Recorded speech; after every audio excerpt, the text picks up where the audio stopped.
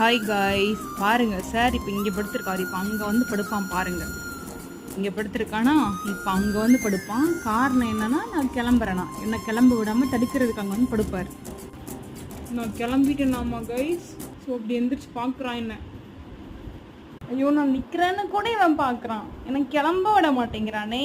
Guys இங்கே பாருங்க, தலைவர் வர்றாரு. ஏன்னா நான் கிளம்பிட்டேனா